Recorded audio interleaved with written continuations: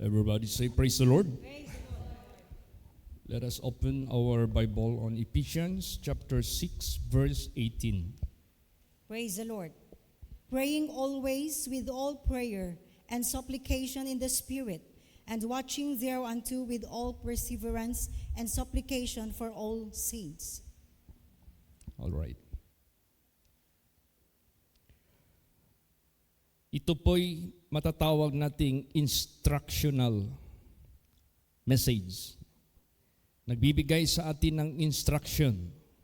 At ito po'y napaka-importante. If God will give us an instruction, it must be applied accordingly and properly so that hindi tayo magkakamali at hindi maging failure ang ating gagawin. Sinasabi po dito, praying always with all prayer and supplication in the Spirit. So ang pinaka-highlight dito, mag-pray tayo, magsumamo tayo, o hihingi tayo with a humble plea in the Spirit. Hindi ibig sabihin nito, meron kasing ibang mga narinig ko lang na mga group of Christians na hindi lang daw mag-pray doon kay Jesus, mag-pray din daw doon sa Holy Spirit. So, ginagawa nila, sabihin nila, Holy Spirit, kaawaan mo naman kami. Holy Spirit, hindi lang daw lagi kay Jesus o kaya doon sa Father. Mali yun. Hindi naman sinabi dito, praying always with all prayer and supplication to the Spirit. Ang sinabi dito, in the Spirit. In the Spirit, if it is capital S na Spirit, that is the Spirit of God. Yan yung Espiritu ng Diyos. Yan yung sinabi ni Lord Jesus Christ, I will send you the Comforter, the Spirit, or the Holy Spirit. In the absence of the physical body of our Lord Jesus Christ, He can still do His purpose by His Spirit. Ang Diyos pa rin ito. Ang Panginoong Hesukristo pa rin ito. Doon tayo magdalangin sa Kanya. Bakit very particular dito? In the Spirit. Ibig sabihin yan, dahil wala na sa physical ang ating Panginoong Hesukristo, we need to have that Spirit. Kaya nga sinabi diyan, don't you know that ye are the temple of God? And the Spirit of God dwelleth in you. So kahit sa ating prayers na gagawin, huwag tayong lumabas sa Kanyang leading, sa Kanyang will, sa Kanyang purpose. Let us not pray in our own way. Let us not ask in our own purpose. Kahit sa prayer natin, hindi na tayo pwede makakagawa in our own way. Kahit sa mga prayers natin, hindi na natin ito gagawin by our own way. It must be in the Spirit. Pag sinabing in, that is not out. Pag sinabing in the Spirit, it must be within His purpose. It must be within His will. It must be within His, yung Kanyang ipagawa sa atin. Kaya ngayong gabing ito, ganun, sa ating prayer na gagawin, let us pray in the Spirit. Praise the Lord. Now, paano tayo gagabayan ng Diyos? What to pray? It is His leading. It is His own way. Ang gusto lang ng Diyos sa atin, be a clean vessel. Ang gusto lang ng ating Panginoong Diyos, be holy. Gusto lang ng ating Panginoong Diyos, sin not. Ang gusto lang ng ating Panginoong Diyos, keep your body clean, sanctified. Then the Spirit of God dwell in me, in you, lahat sa atin. Then kahit sa prayer natin, ililid tayo ng Diyos what to say in prayer. Praise the Lord. Kasi mas malaki ang magagawa pag mag-pray tayo in the Spirit. Kasi it is His purpose. Mas malaki yung purpose ng Diyos. Mas malayo yung pananaw ng Diyos. Mas malawak yung pananaw ng Diyos kaysa sa atin. Minsan, if we will do it by our own way, nakatutok lang tayo sa sarili natin. Nakatutok lang tayo among ourselves. But kung ang Diyos ang hayaan natin mag-guide, mag-lead sa atin what to say in prayer, mas malawak. At maliban mas malawak, it will be granted, it will be given. Kaya nga merong sinabi, there was a verse in the Bible, whatsoever we ask in prayer according to His will, He heareth us. So pag ginawa natin ang ating prayers according to His will, kung lalagyan natin yung another, pag nag-pray tayo in the Spirit, pag sinabing nag-pray ka in the Spirit, you are praying within His will. You are praying within His purpose. So, igagrant yan ng Diyos. Kaya maganda mag-pray tayo all the way, all the time, in the Spirit. Praise the Lord. And watching thereunto with all perseverance and supplication for all saints. So, kailangan ang prayer natin, what is perseverance? Perseverance, yung bang mga persistence during difficult times. Yung bang nagpipersist ka pa rin kahit mahirap. Nagpipersist ka pa rin kahit difficult. So sa paglilingkod natin kay Jesus Christ, nararanasan natin yan. But kailangan gawin natin with all perseverance. Hindi, it's not an easy, it's not a joke. Kaya nga minsan may inaawit, paborito ni Pastor Samuel Algabre and the Crusaders. Pag mag-hike na yan sila dyan sa Madsayap, minsan inaawit nila yung it's not an easy road. It's not an easy road. Alam mo, nung nakasama si Brother June Abian, siya yung nagdala ng Delica para mag-service kay Pastor Tam, makarating doon sa Madsayap to handle the anniversary doon sa church natin. At sumama si Brother James, nakasama rin si Brother Ray, sumunod sila from Marbel Congregation. Napaiyak daw sila. Yung mga preachings ni Pastor Warren nung nandun pa siya sa Marbel, yung mga preachings ni Brother Robin o Pastor Robin, we will call them pastors because it is already given.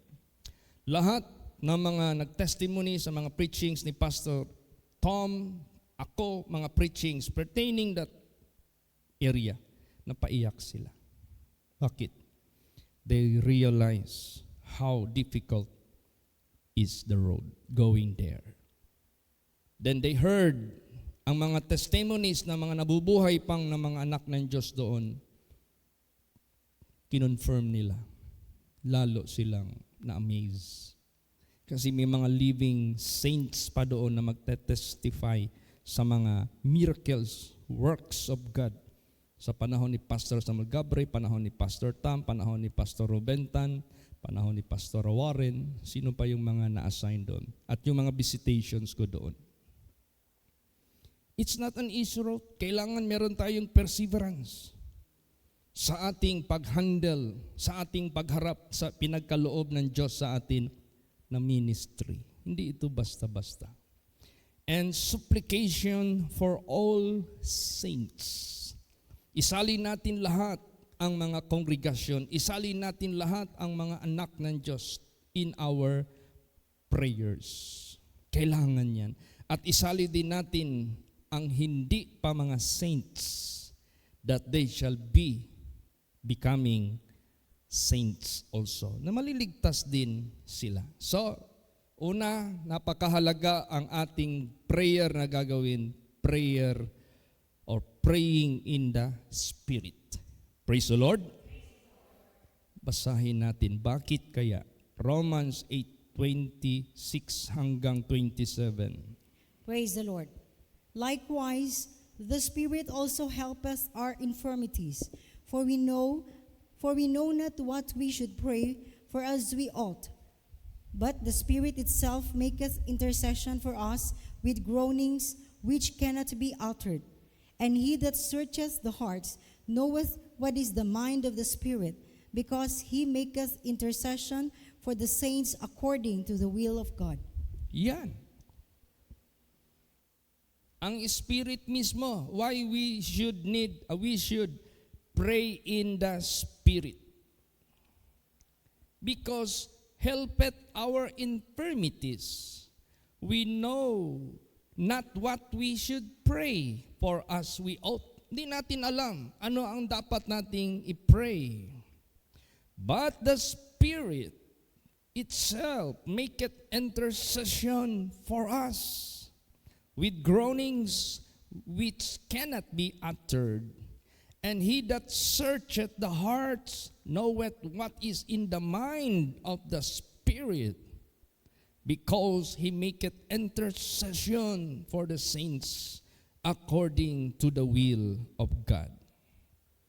Ang pagliligtas ng Diyos sa mga tao sa sanglibutang ito, individuals, or kung rarami man sila, gaano man sila karami, walang isa sa kanila na maliligtas not by the guidance of the Spirit of God. We cannot save a single soul by our own way, by our own will, by our own words. Maliligtas lang ang mga tao by God, by Jesus Christ, by His Spirit. Kaya pag tayo ay led by the Spirit, even in our prayers, magkakaroon ng spiritual breakthrough. Pag nagminister tayo sa Diyos, o naggumawa-gawa tayo sa ministry na pinapagawa ng Diyos sa buhay natin, in the Spirit of God, magkakaroon tayo ng success. Because ang Diyos ang gumagawa na sa ating buhay. Hindi tayo maliligtas. Kahit sino sa atin dito, kung walang gagamitin ng Diyos, tatayo sa harapan natin na filled by the Spirit of God. Basahin natin, paano tayo ma-build up? Paano tayo ma-build up para maging habitation tayo ng Diyos? Basa, Ephesians 2:22. Praise the Lord. In whom ye also are builded together for an habitation of God through the Spirit. Yes. Walang ma-build up sa atin as habitation of God if it is not by the Spirit of God. If it is not by the Spirit of God who is working in every holy man sa bawat banal na Diyos, na binanal ng Diyos. Kaya ganun. So kahit tayo lahat ng mga anak ng Diyos who were cleansed by the words of God, who were cleansed by the power of God, sa ating pagpatuloy, sa paglilingkod, sa pagpakinig ng Kanyang banal na salita, sa pagsasamba natin sa Kanya, lalo tayong nalilinis, lalo tayong sisidlan ng banal na Espiritu na yan. At lahat ng ating mga prayers ay maging kamangha-mangha. Maging kamangha-mangha. We don't know what we ought to pray, but by the Spirit of God helping us what to say, what to pray, anong dapat nating basta i-maintain lang natin yung faith natin sa Diyos. Pagtibayin natin yan. Let us build the holy faith na nakamtan natin sa Diyos. Let us keep that. Ingatan natin yan. Bawat isa sa atin, it is like a machine. It is like a vessel of God. It is like a instrument of God for His use. Bawat isa sa atin gagawa ng gawain ng Diyos. Bawat isa sa atin magiging kabahagi ng body of Christ. Bawat isa sa atin maging instrumento ng Diyos para gagawa tayo ng Kanyang mga gawain. Hindi atin, hindi kanino paman, but it is of God. So yung ating holy faith, ingatan natin ito. Praise the Lord. Basahin natin. Jude 1:20. Praise the Lord. But ye, beloved, building up yourselves on your most holy faith, praying in the Holy Ghost. Yes. Beloved, building up yourselves on your most holy faith, so that you will be a vessel of God, praying in the Holy Ghost.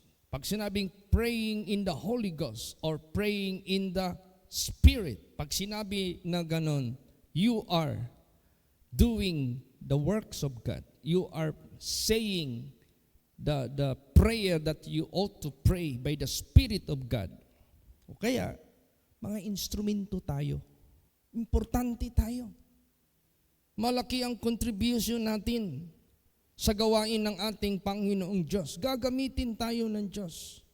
Kaya sa ating dalangin, always pray in the Spirit.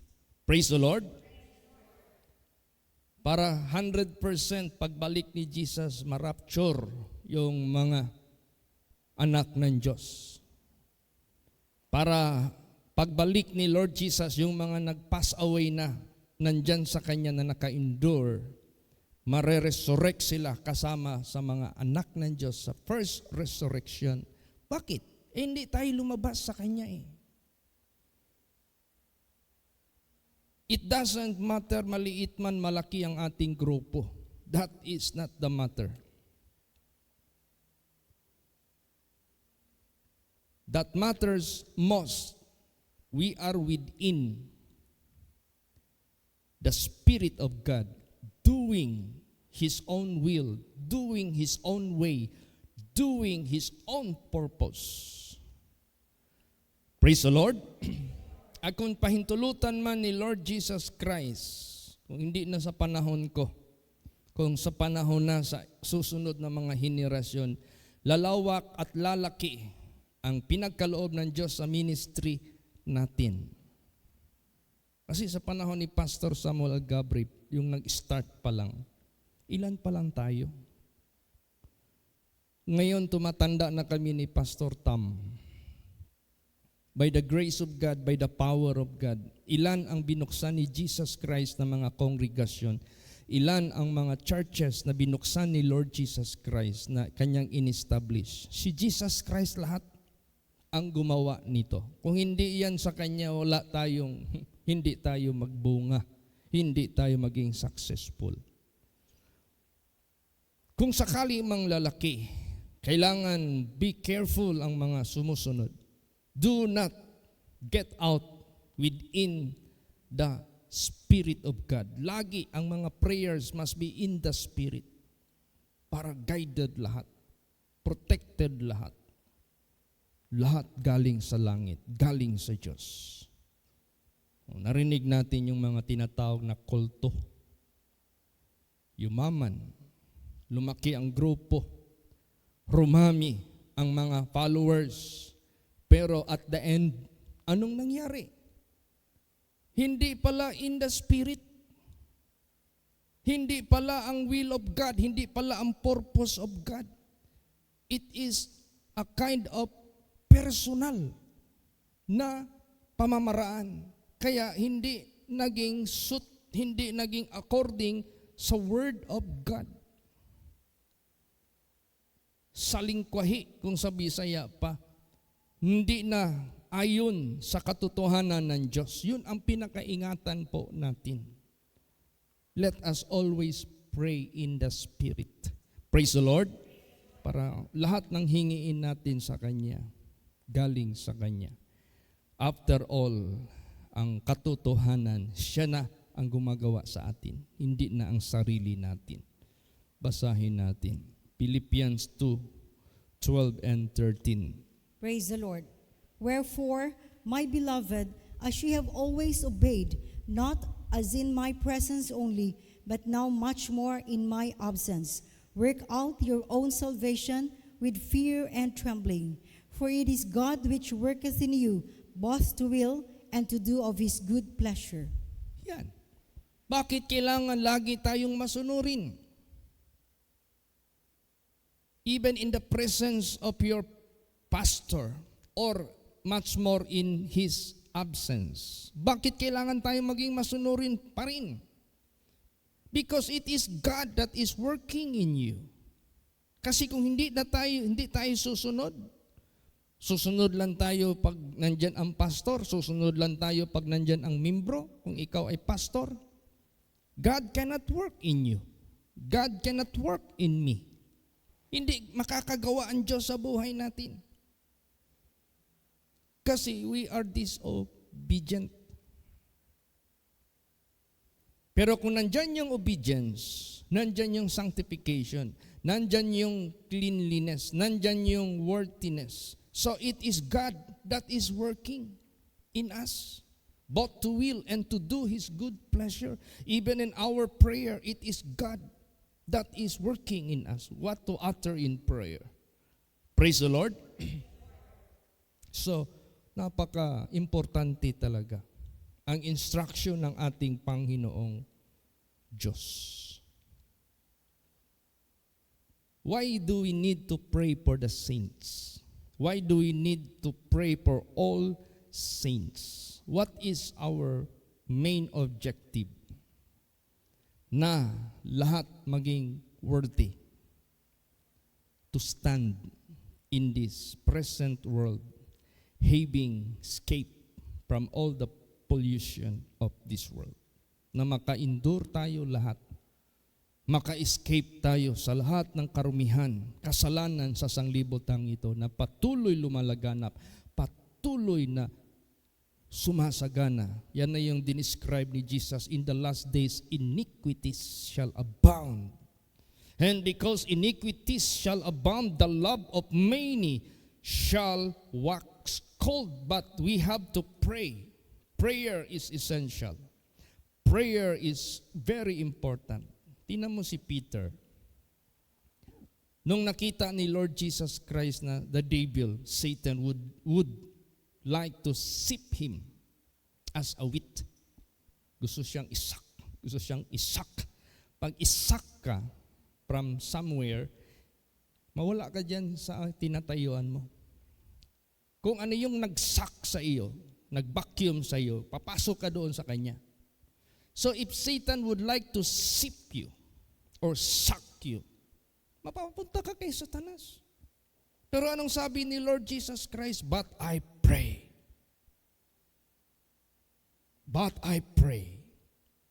Your faith fail not. And if thou art converted, strengthen your brethren. Praise the Lord. So, prayer is a must. Prayer that works. Yan ang tumutulong sa atin. Especially if you pray in the Spirit. Kasi ang Diyos ang nakakaalam. Siya yung nakakabasa sa lahat. So siya yung magdidikta sa atin what to pray. So, pray for all saints na walang maimpyerno. Pray for all saints.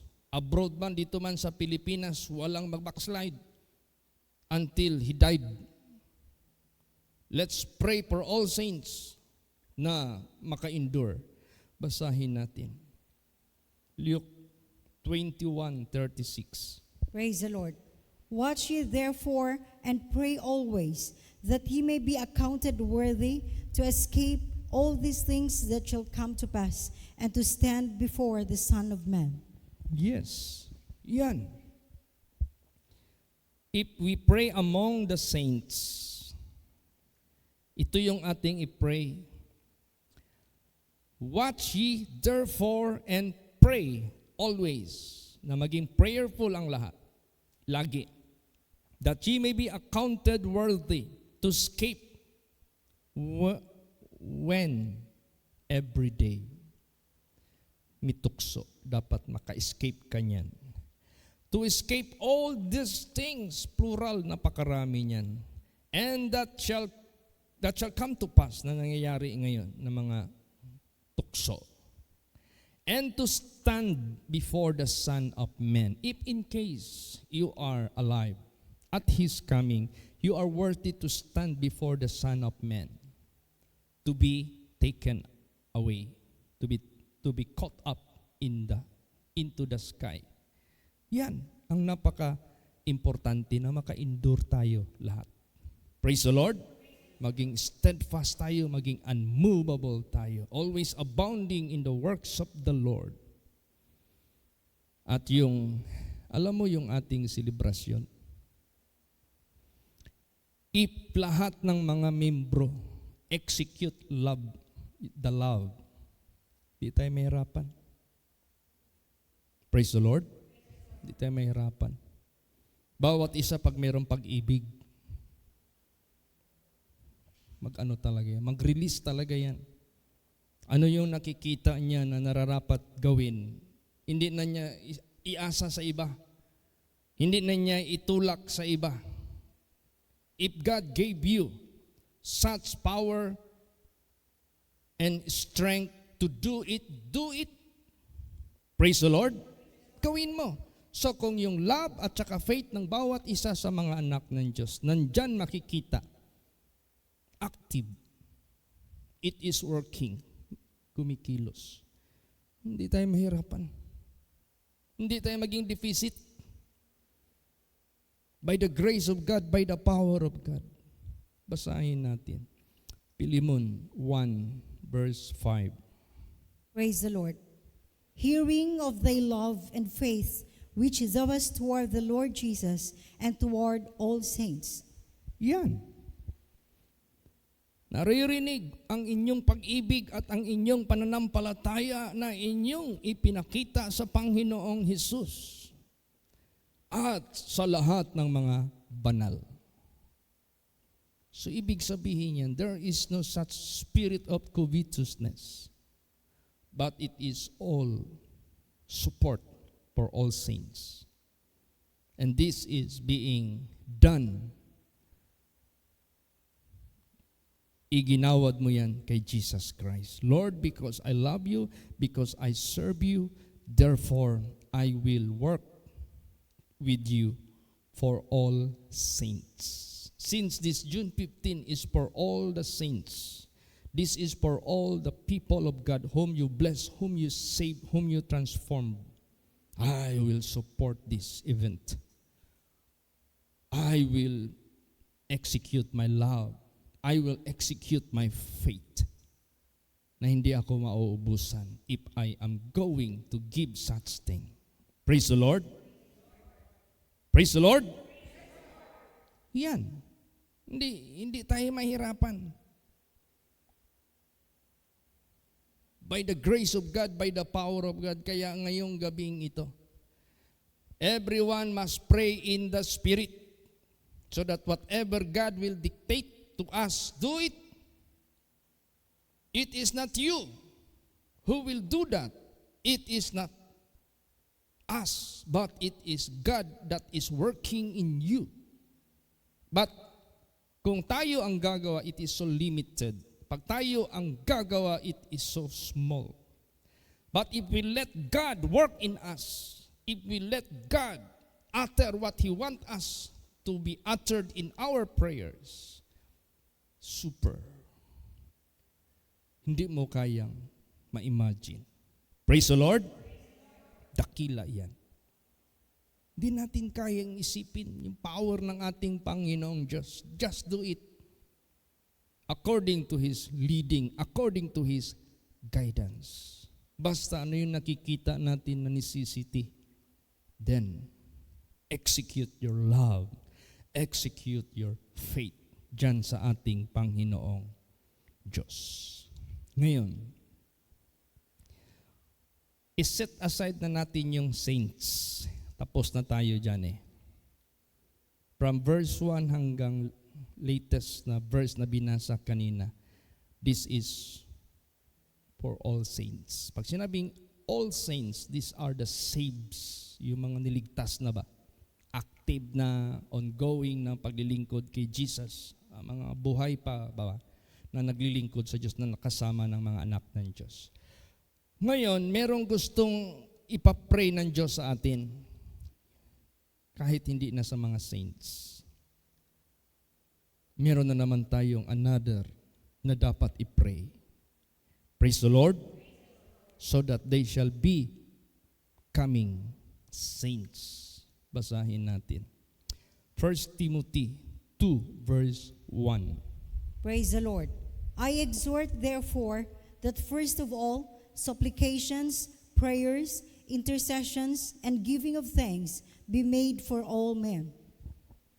Para sa lahat na ito, regardless, saint siya or saint sila or not, regardless sino sila, nandyan pa sila sa kasalanan, nandyan pa sila sa kalikuan, nandyan pa sila sa karumihan, regardless sino sila.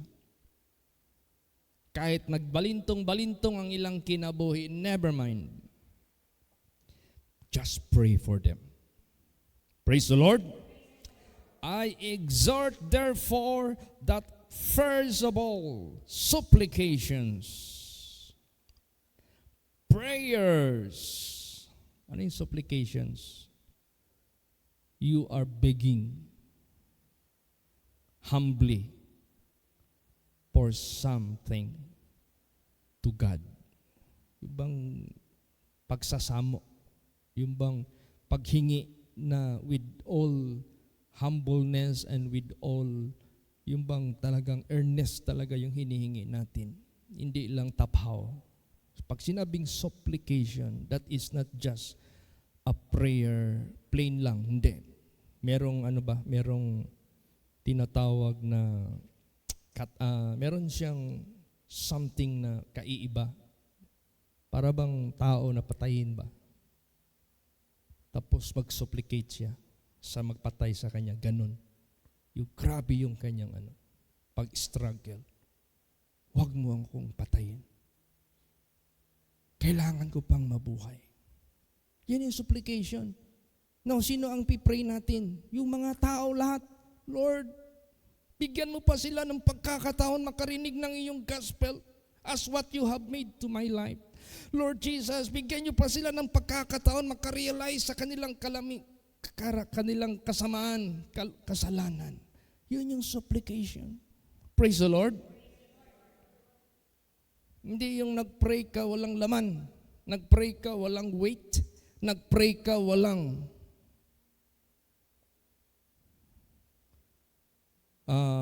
importansya dyan na bagay. No, supplications, prayers, intercessions, as what Jesus have done to us, Lord. Pag sinabing intercessions, you are asking for others' favor. Yung bang pabor nila ba? Hindi sa sarili natin. Father, forgive them, for they know not what they do. That is intercession. Pray natin yan. Praise the Lord. Gawin natin yan. Intercessions and giving of thanks. Pasalamat tayo sa Diyos. Buhay pa tayo. Pasalamat tayo sa Diyos. We are in Him. Pasalamat tayo sa Diyos. We are His servants. Pasalamat tayo sa Diyos. We are doing good works. Be thankful for this. We are not kawawa. We are not miserable. Be thankful that you are one of those who is doing the purpose, the good works of God. Pasalamat tayo niyan. Praise the Lord. Hindi kaya habang ginagawa natin ito, para bagang feeling natin na you are not some to supposed to give thanks. Hindi. Be thankful. You are helper. Be thankful you are a rescuer. Be thankful you are a servant of God. Be thankful you are doing the works of God. Given thanks. Be made for all men. Itong lahat gawin natin para sa lahat ng mga tao na nagbigay pa ang Diyos ng pagkakataon para sa lahat. Ngayon, may mga particular personalities na ating i-pray because they have important role sa bundong ito. Pag yan sila ang ma-convert, pag yan sila ang mas-save, mas malaki ang impact sa mundo. Sino yan sila? Basahin natin. 1 Timothy 2, verse 2. Praise the Lord. For kings and for all that are in authority, that we may lead a quiet and peaceable life in all godliness and honesty. Yan. I-pray natin ang mga hari. I-pray natin ang mga nasa authority. Tingnan mo yung hari na saved dito sa panahon ng Babylonia. When Nebuchadnezzar was saved. Di ba? He made a decree. When King Darius was blessed and led by the servant of God, Daniel. Di ba he made a decree? He proclaimed it to all his country. Sabi niya, I made a decree. No one must mock. No one must say against the God of Daniel.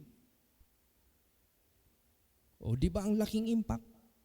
Pati sila matututo, pati sila makakilala sa Diyos. Praise the Lord.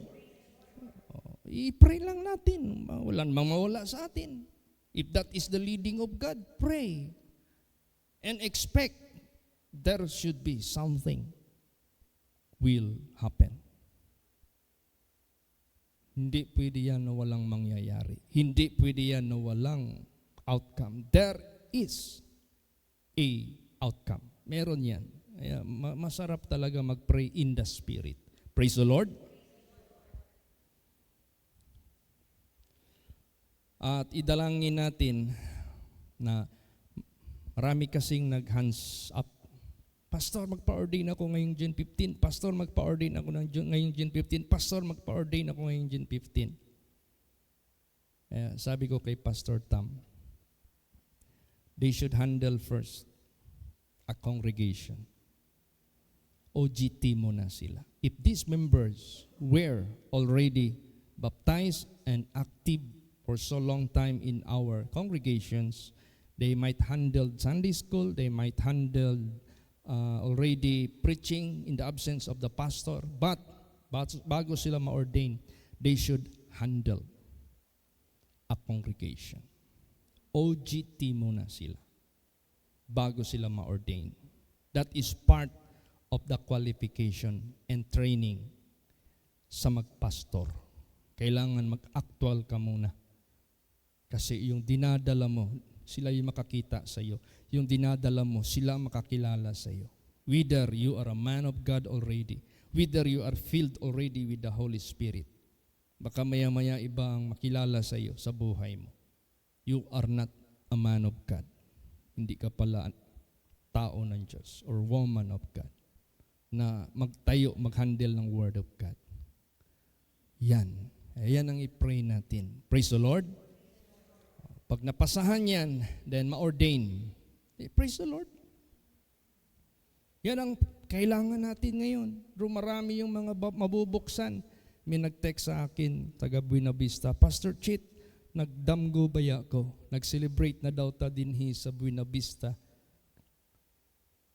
first year anniversary of our church. So meaning to say, mabubuksan ang kongregasyon na yan by the power of God. So kung mabubuksan, mababakante. So kailangan natin ng more workers. We cannot leave the Word of God and serve tables. Importante yan. Basahin natin yan. Acts 6 verse 4. Praise the Lord. But we will give ourselves continually to prayer and to the ministry of the word. Yan, meron tayong division of labor, kung tawagin. Kami na mga anak ng Diyos na nagbibigay ng Word of God, we cannot go down and serve tables with you na nagmamaterial. And we will leave the Word of God. No, hindi pwede. Maiwanan ito. As we continue, as we grow, these things must continue. Praise the Lord. So, kung rarami yung mga congregations natin na bubuksan ng ating Panginoong Hesukristo, God will send His workers. Isa yan sa sinabi ni Jesus, pray ye unto the Lord of the harvest, that He may send laborers unto His harvest. It is still God that will do that. It's still God that will call His workers. Yan ang i-pray natin. Na lahat ng mga nagdadala ng Word of God, i-bless kami ni Jesus. Yung bibig namin, gagamitin lang, magsalita, para yung mga kaluluwa, hahanapin nila ang salita na narinig nila. As the deer panted, yung bang nauuhaw sila. Last verse, ito rin ang i-pray natin. Sige po. Ephesians 6:19. Praise the Lord. And for me, that utterance may be given unto me, that I may open my mouth boldly to make known the mystery of the gospel. Yes. You cannot just decode the mystery of God by your own. Hindi mo pwedeng madidecode ang mystery of the gospel of the kingdom of God. Kung hindi bubuksan ng Diyos yung bibig mo, at hindi bubukas yung bibig mo, if God will not dictate in your mind and in your heart His words that you have to speak. O kaya, sabi dyan, as for me, that utterance may be given unto me. It should not from me. It should not from anyone. But it must just be given from Him, from God, from the Spirit of God, that I may open my mouth boldly without any matatawag nating yung pag-alinlangan. Hindi, with boldness talaga. To make known the mystery of the gospel. Para malaman ng lahat ang mystery ng gospel. You can understand plainly the mystery of the kingdom of God. Madali nilang maintindihan. Madali nilang magawa ang kalooban ng Diyos. Gagamitin lang ang mga bibig ng kanyang mga tagapagsalita. Then kayo naman mga anak ng Diyos, God will give you your part that we may work together as one body. Collaboration, communication, and so-called cooperation. Nandyan lahat yan sa atin as one body of Christ. Kaya tonight, let us all pray in the Spirit, and we will do this always. Praise the Lord. As it is being said in Ephesians 6:18, praying always with all prayer and supplication in the Spirit, and watching thereunto with all perseverance and supplication for all saints. At yung nadagdag kanina, pray for all men, even the kings and all that are in authorities. Bakit bago tayo ipapray sa kanila? The saints must be the first to pray. para maraming gagamitin ang Diyos. Maging example. Be an example of this world. To open the eyes. To bless the people regardless sino man sila. Pray lang tayo ng buong puso. There is always a performance sa ating hinihingi.